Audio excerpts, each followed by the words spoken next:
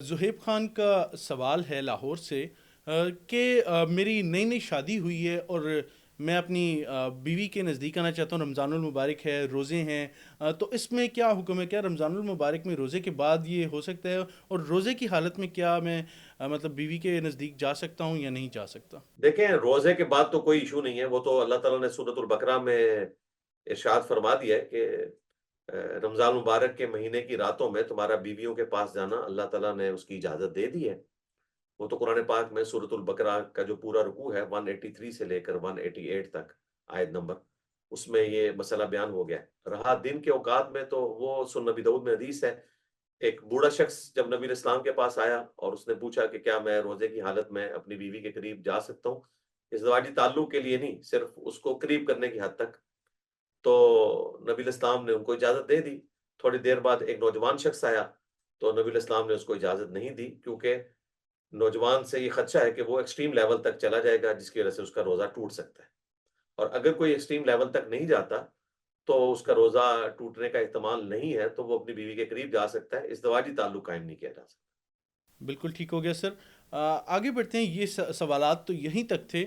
سر اب چونکہ ہمارا پہلا روزہ ہے، پہلا عشرہ ہے، تو سر ہمیں کچھ عبادات، کچھ ذکر و اذکار بتائیے جو کہ ہم پہلے عشرے میں کر سکتے ہیں اور جن اذکار کا ورد کر سکتے ہیں. اس بارے میں کیا ہمیں قرآن و حدیث سے ہدایت ملتی ہے؟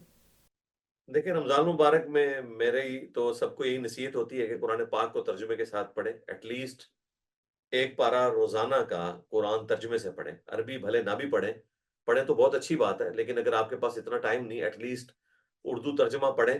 اگر آپ پڑھ نہیں سکتے تو صوت القرآن چینل والوں نے ریکارڈنگز یوٹیوب کے اوپر ڈالی ہوئی ہیں. فتح محمد جلندری صاحب کا ترجمہ ہے معراج الدین خان صاحب کی آواز کے اندر، اور عربی اس کی امام کعبہ کی آواز میں، تو آپ اس کو سن سکتے ہیں.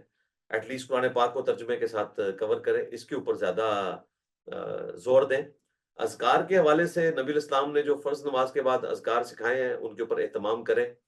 ایک تو آیت الکرسی کا وظیفہ ہے. سنن کبریٰ امام نسائی کی کتاب میں موجود ہے صحیح سند کے ساتھ کہ جو شخص فرض نماز کے فوراً بعد آیت الکرسی پڑھے گا تو وہ مرتے ہی جنت میں داخل ہوگا. اس کے علاوہ سن نبی داؤد میں حدیث ہے، نبی علیہ السلام صحابہ کرام کو یہ نصیحت کرتے تھے کہ وہ ہر فرض نماز کے بعد آخری 3 سورتیں ایک ایک بار پڑھیں: سورہ الاخلاص، سورۃ الفلق اور سورۃ الناس.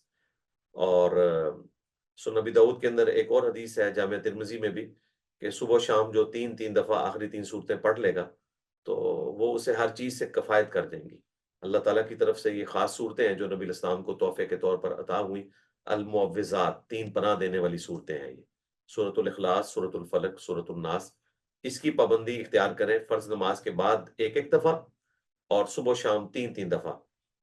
اور رات کو سونے سے پہلے بھی صحیح بخاری میں آتا ہے نبی علیہ السلام یہ 3 سورتیں پڑھ کے اپنے ہاتھوں پہ پھونک مار کے اپنے جسم پہ ملتے تھے. یہ اوریجنل تعویذات ہیں نبی علیہ السلام کے، یعنی پناہ دینے والی 3 سورتیں ہیں المعوذات. اور صحیح مسلم میں حدیث ہے اگر آپ کے گھر والوں میں سے کوئی بیمار ہو جاتا تھا تو نبی صلی اللہ علیہ وآلہ وسلم آخری 3 سورتیں پڑھ کے اسے دم بھی کیا کرتے تھے. تو یہ وظائف ہیں، ان کا اہتمام کریں آپ.